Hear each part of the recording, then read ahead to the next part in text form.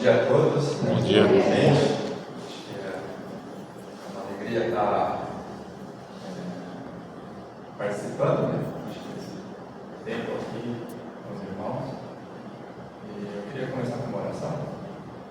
Senhor Deus, nosso Pai, nós te agradecemos ao Pai por esse privilégio de estarmos aqui reunidos. Obrigado porque sabemos que essa é a tua vontade. E dessa forma a gente faça com alegria, que é a vontade do Senhor, que alegra o seu coração. Pedimos que o Santo Espírito esteja nos enchendo, nos capacitando a estar entendendo o que o Senhor tem das nossas vidas, o que o Senhor tem sonhado e planejado na vida de cada um aqui presente, da sua igreja aqui em Santos também. Nós oramos agradecidos e pedimos em nosso nome de Jesus. Amém. Santos tem um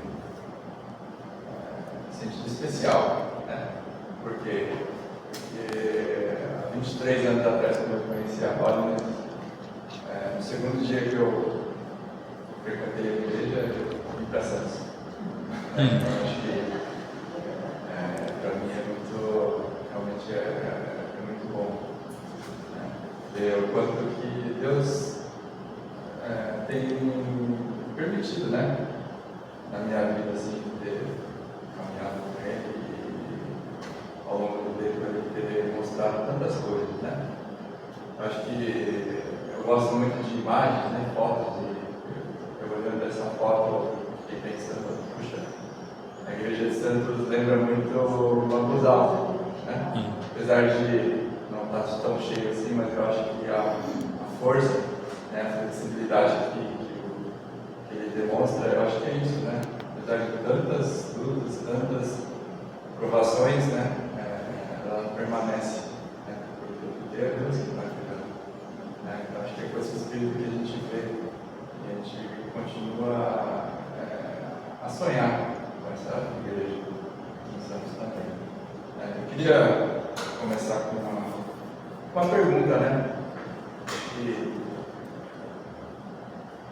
quando a gente acorda de manhã, né, o que a gente espera do dia, né? O que a gente, com que expectativa a gente veio aqui hoje? Como que Deus tem colocado no coração de vocês? Isso é uma pergunta que eu queria deixar para vocês refletirem, né? E para quem não me conhece, né? Como é que foi minha vida com Deus? Eu tenho aqui essa incumbência, né, de compartilhar aquilo que acho que Deus tem feito na minha vida, né? Então, acho que 30 anos atrás, eu estava numa crise e realmente não sabia o que fazer, né? Não sabia para onde ir. E eu creio que Deus foi misericordioso na minha vida, né? 30 anos atrás, algo mudou, né? E o que mudou? O que mudou foi que eu deixei de viver sozinho, né? E eu creio que talvez esse seja um grande privilégio, né? Um grande evangelho, uma grande notícia, né? Que Deus faz questão de participar da sua vida, né? Assim como a Dana Meire comentou hoje, né? Em todos os momentos ela sente essa presença de Deus na vida dela. Eu acho que é isso, né? A gente tem essa oportunidade, né? De estar conhecendo, de estar vivendo com Deus, né? É interessante porque Ele faz questão de nos ajudar nesse sentido, ou seja, é Ele quem tem essa intenção, Ele tem esse propósito. Então, se a gente crê na palavra de Deus, é interessante a gente pensar, né? Que no princípio Deus, né? A palavra de Deus ela começa com Deus, né? Quem é esse Deus? Como que é esse Deus? E a gente vê que a Bíblia, a palavra de Deus, ela trata dada porque Deus quis, dessa forma que Ele faz. Né? E pensando em Deus e conhecendo, a gente começa a entender por que Deus é um Deus triuno, é um Deus Pai, Deus Filho e Deus Espírito Santo. Né? Por quê? Porque na essência Ele é um Deus que se relaciona, Ele não é um Deus sozinho. Né? Então, por que é importante entender isso? Porque quando Deus faz o homem, Ele tem um propósito. Qual que é o propósito? Para que a gente foi feito? Por que Deus fez o homem? E a gente olhando na essência de Deus, que é relacionamento, Ele faz o homem para se relacionar. Né?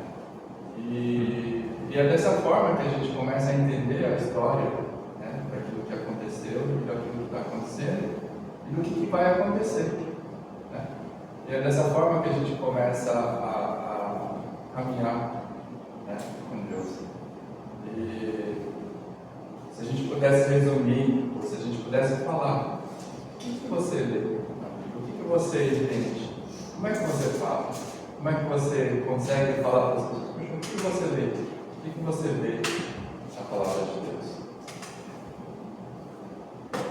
Uma das coisas que eu acho mais incríveis, né, na palavra de Deus, ela conta histórias que aconteceram. E nessas histórias, elas trazem o quê? Elas trazem a vida de pessoas que tiveram essa oportunidade de viver na presença de Deus. Ao longo de 2000 anos, você vê a história do povo de Israel. Começa com Abraão, né? Onde Deus se revela e começa a trabalhar no sentido de criar um povo separado para Ele, para que essa oportunidade de viver com Ele seja levada para as outras pessoas.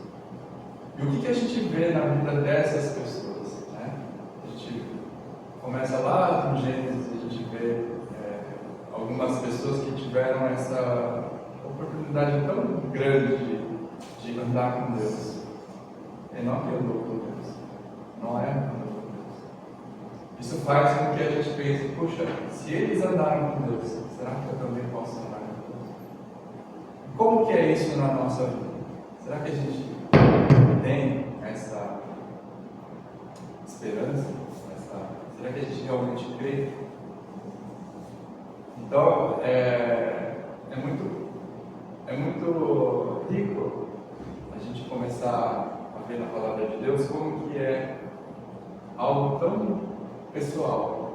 Na vida de cada um, Deus fez questão de caminhar, e esse relacionamento com Deus foi algo tremendo para cada um, de uma maneira diferente.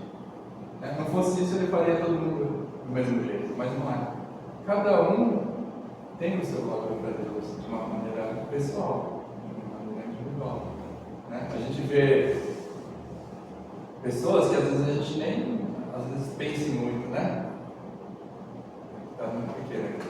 Mas a gente lembra de um episódio onde Agar, que era uma concubina, né, de Abraão, teve um filho. E a gente lembra que em um determinado momento ela briga com Sara e Ismael, e elas são expulsos. Mas Agar, ela teve um pouco dessa dádiva de reconhecer. Ela coloca assim que tu és um Deus que me vê. Ou seja, a percepção, a realidade de Deus era viva para ela. E isso faz muita diferença. Né? Isso fez com que ela pudesse também experimentar um pouco disso. Né? A gente vê na carta de Hebreus que ele trata dos heróis da fé, que é justamente são essas pessoas que tiveram essa vida com Deus. Né? E no que se baseia, ou qual que é o princípio básico, né, de você ter um relacionamento com alguém? É você reconhecer que ele existe. Por isso que ele fala que sem fé é impossível você agradar a Deus, porque você precisa acreditar que ele existe. Se você não crê que ele existe, você realmente não tem como experimentar nada disso. Né? Só para compartilhar um pouco, eu gosto muito de fazer, quando a gente faz viagem, eu gosto muito de tirar fotos. Né? E eu gosto de colocar versículos nas fotos. Porque, de alguma forma, eu quero que a minha vida seja algo onde a palavra de Deus seja real. Então eu tento, essa imagem é uma imagem que eu tirei num trem, né, que valia de Amsterdã para Paris, né, e tem uma coisa muito, para mim, né, pessoalmente, teve um valor muito grande. Por quê? Porque nesse ano que a gente teve essa viagem, para mim foi um presente de Deus. Porque durante muitos anos eu viajava, mas eu não conseguia aproveitar. Porque eu sentia muita culpa, né? Porque quando eu comecei a igreja, comecei a buscar mais a Deus, da forma que eu queria que eu buscasse. Comecei a ter muito atrito com a minha família, né? Principalmente com meu pai. Então, eu, de certa forma, me sentia culpado, porque Deus abençoou muito a minha vida e eu não conseguia me relacionar, talvez, com a minha família, né, de uma maneira boa. E nessa fase de 2018 foi na época que Deus trabalhou muito na minha vida no sentido de mostrar, sabe, que eu não precisava carregar essa culpa. Então Ele presenteou a nossa família com essa viagem, que foi algo assim muito bom. Talvez foi a primeira viagem que eu pude realmente aproveitar com a minha família sem sentir culpa, né? Então esses versículos que eu coloco às vezes nas fotos, para justamente deixar isso muito impresso na minha mente, né? na minha vida, tudo que Deus fez questão de deixar registrado, né? Então eu gosto muito de imagens, né? Essa é uma imagem também que eu vejo todo dia, né? É uma imagem que é da sacada da minha casa. Eu sempre gosto de tirar foto do nascer do sol, né? E também coloco o versículo sempre de acordo com aquilo que Deus tem falado, né, ao meu coração. Nessa palavra de Efésios, fala assim: por isso que foi dito, né, desperta o que dormes, levanta-te dentre os mortos, e Cristo resplandecerá sobre ti. Deus é um Deus que fala, né? Eu acho que isso é uma coisa surreal. Como é que você fala para alguém que você escuta Deus?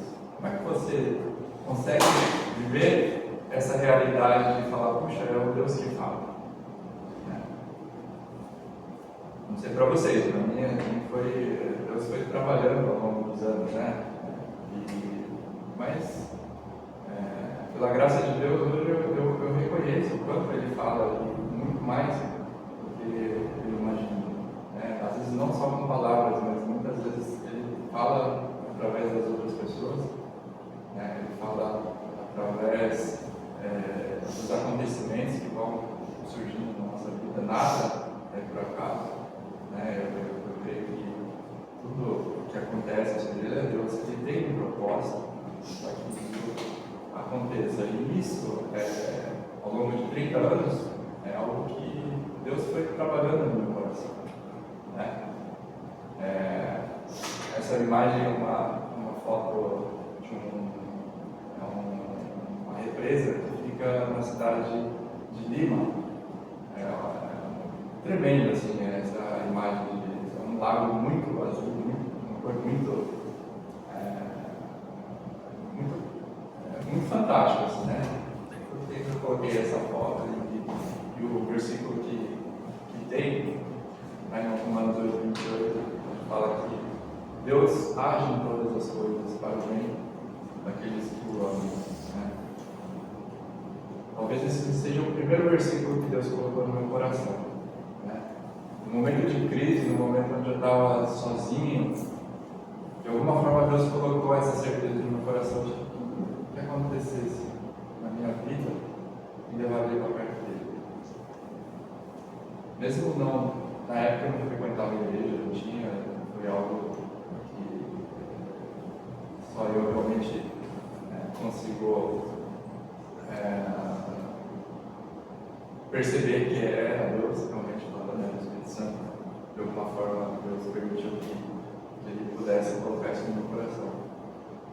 E é um local onde é o reservatório que abastece a cidade.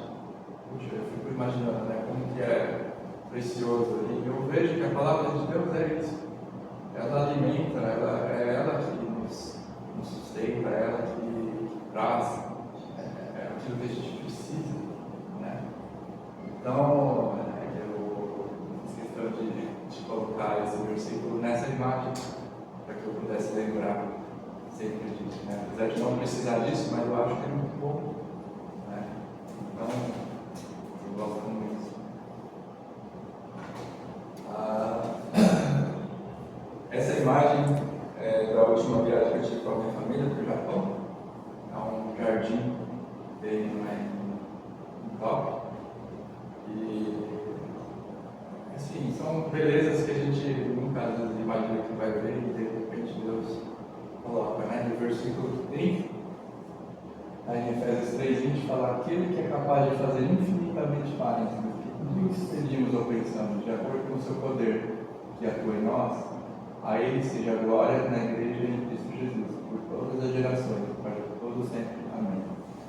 Ao longo desses 30 anos, eu acho que isso é uma verdade, assim, para mim, fantástica, né? Porque Deus, Ele dá soluções e faz desfechos na vida da gente que a gente nem imagina. Como é bom você reconhecer isso. Como é bom você esperar mais disso na sua vida, né? Muito mais, infinitamente mais do que a gente pede, infinitamente. Muito mais do que a gente consegue imaginar. Essa é a grandeza do nosso Deus. Essa é a realidade da vida com Deus. Daquilo que Ele tem feito. Daquilo que Ele é. Daquilo que Ele promete. Para quem está realmente vivendo com Ele. E aí, ao longo desses anos, né? Não foi sempre, talvez, uma constante, né? Durante muitos anos, na verdade, eu fiquei de uma maneira muito esporádica, ou talvez pouco frequente, né? Talvez de 10 anos para cá, talvez tenha sido o tempo mais realmente intenso, né? Nessa busca com Deus. E eu comecei realmente a me questionar: puxa vida, se eu estou buscando a Deus, o que isso implica na minha vida? O que eu tenho feito? O que isso realmente reflete na minha vida? Então eu comecei a entender que eu precisava ser coerente com aquilo que eu estava falando, com aquilo que eu estava acreditando. Eu comecei a buscar na Bíblia aquilo que eu comecei a fazer perguntas para mim. O que Deus espera de mim? Se eu realmente estiver querendo viver de uma maneira correta, e Deus foi mostrando, né, no sentido de que, olhando para Jesus, a gente começa a perceber aquilo que realmente Deus tinha como plano para a nossa vida. Como que Jesus traduz isso em palavras? Qual que é o principal propósito nosso? Qual que é o principal mandamento? Ele fala que é amar a Deus. Ou seja, o nosso relacionamento, ou seja, o relacionamento para que a gente foi feito com Deus, não é qualquer tipo de relacionamento. É um relacionamento de amor. Né? Dessa forma, a gente começa a entender o plano de Deus para a nossa vida. Né?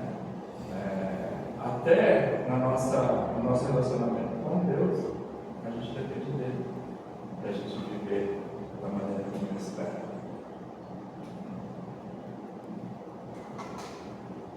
E como que ele fala, ou como que ele traduz essa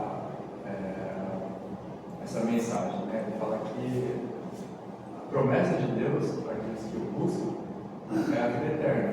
Né? E o que é a vida eterna? Né? O que é vida? O que é morte? Né? Para mim, que eu sou médico, tem alguns conceitos que a gente aprende. Né?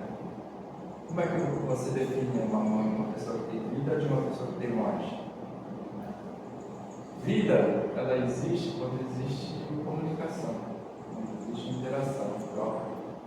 E a morte é a cessação disso. Quando a pessoa morre, ela deixa de se comunicar, ela deixa de interagir. E lá no começo, quando Deus criou o homem, e ele estabelece um tipo de relacionamento com o homem que era para ser feito dessa forma, existia vida, existia uma comunhão com Deus. Só que o que acontece? Naquele momento, Deus deixa a cargo do homem decidir qual que vai ser a sequência disso. O que acontece? Astutamente o inimigo, ele vai trabalhar no sentido oposto daquilo que Deus espera. E qual que é essa missão, ou qual que é o objetivo do mundo? É fazer exatamente o oposto. Algo que estava junto se torna separado. Ou seja, naquele momento onde o inimigo questiona a veracidade daquilo que Deus está falando, ou seja, questiona a ela, puxa, Deus falou que isso não era bom, mas será que era mesmo? Começa a implantar dúvidas no coração do homem. E o homem decide deixar de acreditar em Deus. O que é desobedecer? Por que você obedece? Porque você entende que aquilo é certo. Se você desobedece, no fundo, você deixa de acreditar. Ou seja, naquele momento o ser humano ele deixa de tratar Deus como deveria ser tratado. Então esse relacionamento é bom. E isso, para Deus, é muito grave, ao ponto dele falar que esse relacionamento é morte. Nesse momento, o relacionamento com Deus e com o homem, ele é quebrado. Existe um preço para isso. Porque não pode não ser punido. Isso, infelizmente, é dessa forma que Deus fez. Tudo que está ligado a Ele é arrependimento. Tudo que está separado dele é morte. Esse é o sentido do pecado. O pecado existe porque existe a separação. E o que Jesus faz, essa é a mensagem, a grande notícia, o nosso Evangelho, que Deus envia o seu Filho para que isso seja restaurado. Ou seja, Jesus faz questão de tratar de um problema que ocorreu com a gente. Então, é dessa forma que Deus leva a restauração desse relacionamento. Por isso ele fala que essa é a vida eterna, que te conheça, o único Deus verdadeiro e Jesus Cristo. É dessa forma que foi quebrado e agora está sendo restaurado. E é dessa forma que a gente vai continuar na eternidade, nesse relacionamento com Deus.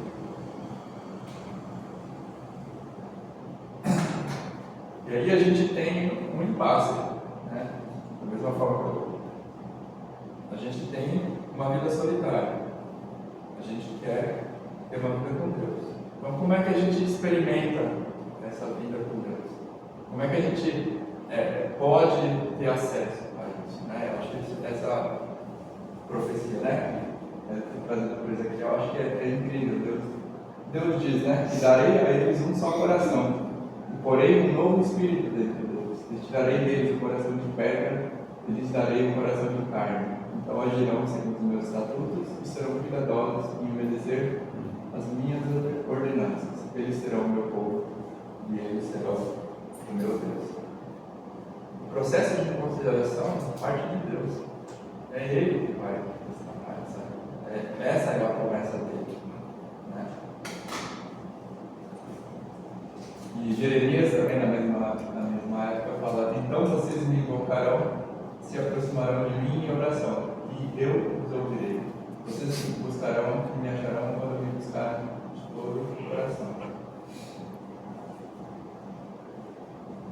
Deus é tão misericordioso que Ele dá o primeiro passo, mas na sequência a gente dá uma resposta. Se Ele coloca esse desejo da gente ter esse relacionamento de volta, a gente precisa responder.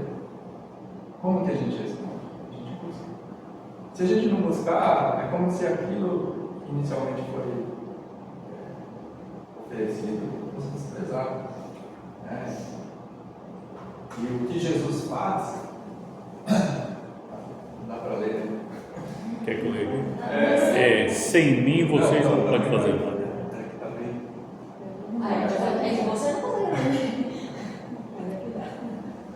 O que a gente vê, né, nesse plano de Deus, sendo triuno, é que Ele faz questão, ou seja, os três fazem questão de participar desse plano. Deus traça um propósito, o Filho executa e torna isso possível. E ao mesmo tempo que o Filho vindo, Ele envia o seu Espírito Santo.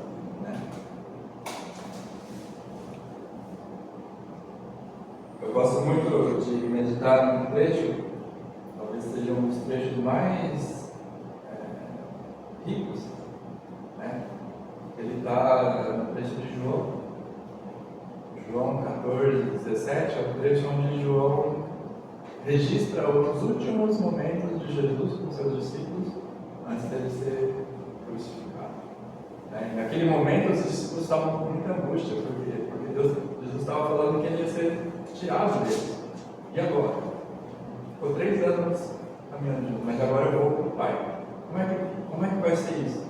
Imagina o desespero. E Jesus traz essa promessa do Espírito Santo. Ele fala que é dessa forma que Deus desenhou um plano, de salvação. Ou seja, naquele momento, a promessa de Jesus para os seus discípulos é que o Espírito Santo teria essa função de quê? De comunhão. De comunhão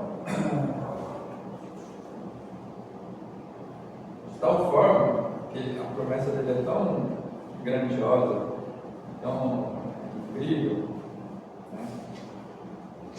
Ele fala em João 14, 23, Jesus respondeu: se alguém me ama, obedecerá a minha palavra. Meu Pai o amará, nós viremos a Ele e faremos morada nele através do seu Espírito. Ou seja, a presença do Espírito Santo traz também a presença do Deus Pai e do Espírito na nossa vida. Essa é o tamanho da promessa, de Deus para os seus filhos.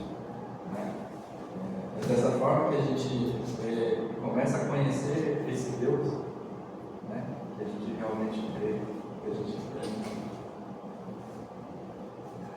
Jesus fala que eu pedirei ao Pai e Ele dará a vocês outro conselheiro para estar com vocês para sempre. Não é algo temporário, é algo que Deus, o Espírito Santo, Ele vai fazer parte da nossa vida em todo momento.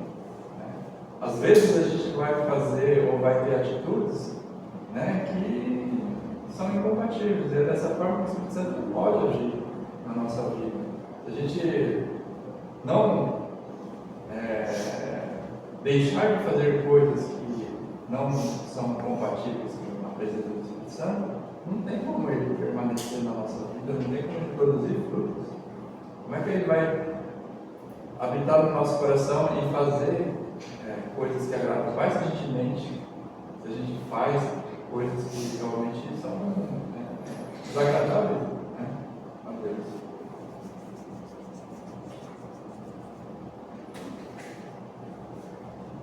E nesse trecho, especificamente no João 17, se vocês meditarem, é algo fantástico, porque é o coração de Jesus. O seu Pai. É Deus falando com Deus.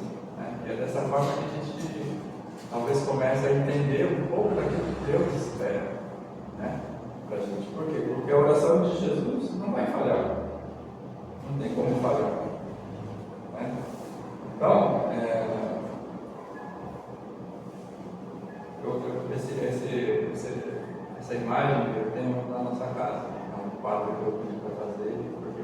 meus filhos, de alguma forma, também tivessem isso no coração. Né? Talvez às vezes a gente não consiga transmitir, só ficar repetindo, ou só ficar falando, mas de alguma forma que isso seja uma verdade na nossa vida. Né? Ele fala que Jesus fala que eu os fiz conhecer o meu nome, ou seja, fez conhecer Deus. Ele fez Deus conhecido. Né? E continuarei a fazê-lo, a fim de que o amor que tens por mim esteja neles e eu neles esteja. Ou seja, o amor que Deus tem por Jesus esteja em nós, que nós estejamos em Cristo. Essa é a oração de Jesus. E é dessa forma que a gente entende que o plano de Deus, através do Filho, através do Espírito, é essa. É dessa dimensão. É dessa forma que a gente tem tanta esperança, tem tanto prazer em caminhar com Deus.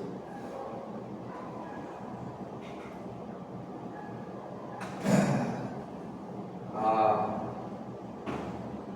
4 anos e meio atrás, meu pai descansou. Apesar de a gente ter se separado por conta do meu casamento, né? Na verdade eles quase não vieram para o nosso casamento, porque em determinado momento eu tive que decidir, né? Se eu ia continuar vivendo da forma como meu pai entendia que era correto, ou se eu ia viver da forma como eu entendi que Deus estava mostrando para viver. E foi um tempo muito difícil, assim, né? A gente ficou muito tempo longe, mas nos últimos anos, antes do meu pai falecer, a gente pôde se reconciliar, porque de alguma forma Deus pôde tratar. Foi numa época difícil, porque ele faleceu bem no começo da pandemia, né? 2020. Mas tudo eu vejo que tem tempo de Deus, né? Então, apesar de tudo que aconteceu, eu entendo que ele descansou. Na verdade, ele faleceu dormindo. Eu acho uma coisa. Mas eu acho que também foi parte de Deus. Nesse tempo, meu pai morava em Curitiba, eu indo para lá e eu fiquei lembrando, sabe, tudo que aconteceu. Foram talvez os últimos 30 anos do meu pai. Quanto ele sofreu? Quando foi difícil? Por quê? Porque ele não tinha essa vida com Deus. Não tinha experimentado, ou seja, ele passou praticamente a vida toda sozinho nesse sentido. Né? E o que eu fui colocando para Deus é que eu não queria, ou eu ia fazer de tudo para que a minha família não continuasse dessa forma, não continuasse vivendo ou tendo essa mesma destino. Então, esse versículo que ele coloca, na verdade, o salmista coloca, né? Fala, como é bom e agradável que os irmãos sorrirem em união. Então, isso foi, para mim, foi como uma meta que Deus colocou para a minha família e para meus irmãos, se eu pudessem ter essa verdade na minha vida por dentro.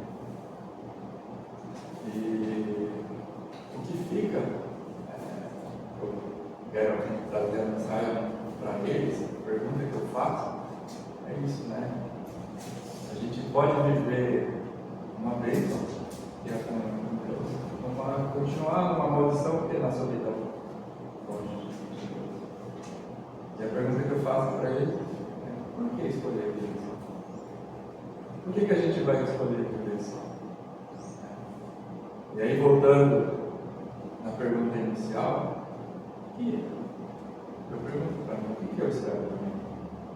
O que é algo que eu espero ou é algo que Deus espera? Como é que eu vou decidir? O que eu vou fazer da minha vida? O que vai me direcionar ou fazer com que eu tome minhas decisões? O que eu tenho aprendido nos últimos anos?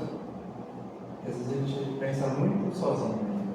A gente é muito de fazer plano, ou seja, a gente ainda está muito criança nesse sentido. Mas eu creio que a gente pode crescer também. Né? Então, é dessa forma que eu vejo que a gente pode crescer. E eu vejo que Deus, às vezes, Ele não pede muita coisa. Ele não pede que você faça todos os detalhes. Ele não pede que você faça todos os cálculos. Não. Por quê? Porque o plano é dele. Se você estiver disposto, estiver com o coração aberto, estiver acreditando nas promessas dele, é ele que vai fazer.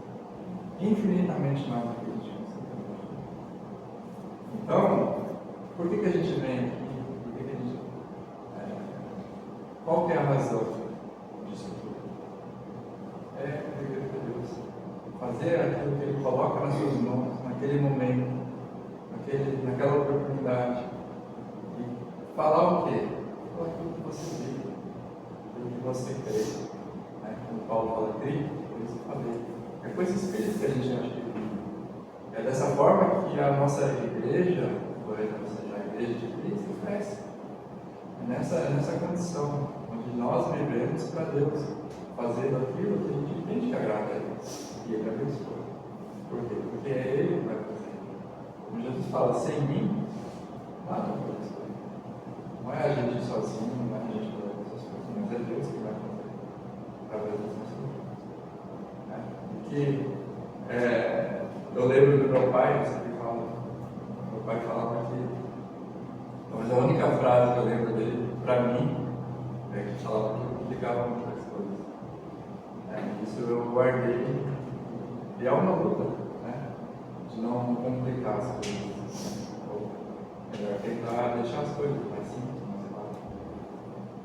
Não acho isso como uma crítica para mim. Não.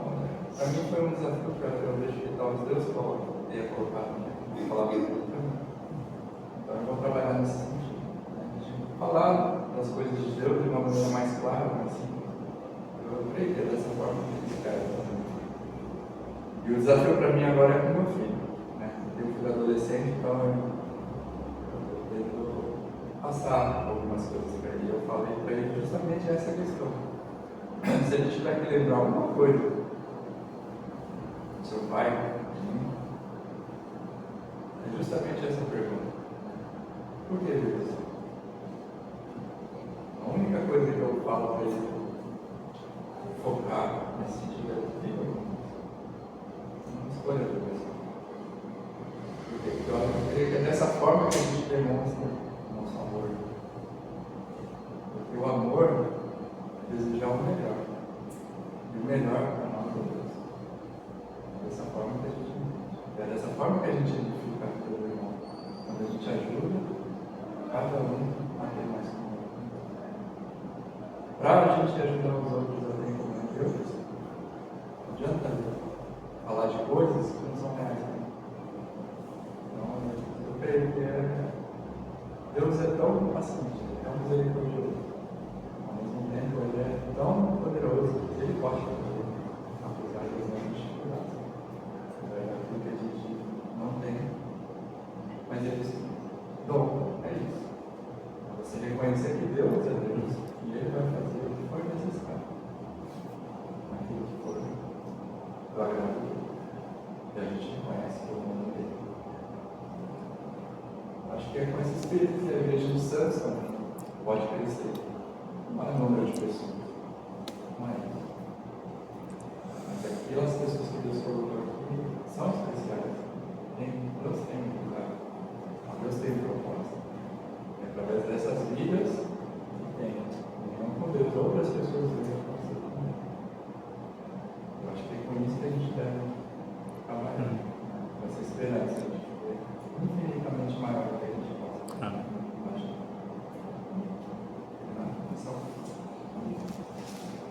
Senhor Deus, nosso Pai, nós te louvamos, Pai, nós te glorificamos, porque sabemos que essa é a vontade do Senhor.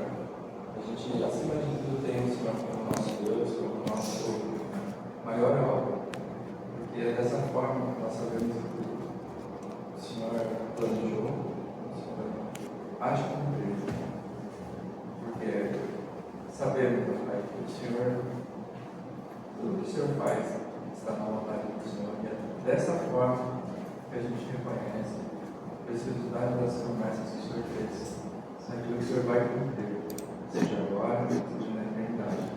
Que a nossa vida seja um reflexo dessa presença do Senhor em nossas vidas, na nossa família, nos nossos amigos, em todo lugar onde a gente estiver, que realmente essa vida com o Senhor seja transbordada para aqueles que vão novamente. Nós suplicamos, ó Pai, que o Senhor esteja sempre trabalhando nos nossos corações, nas nossas mentes, ajuda a gente a estar pensando da forma correta, organizando os pensamentos, as nossas falas, as nossas atitudes, para que tudo isso seja agradável ao Senhor. Tudo que a gente fizer, em tudo que a gente pensar, a gente sempre lembra que o Senhor está vendo. O Senhor é um Deus que vê. É um Deus que se preocupa, é um Deus que ama os seus filhos.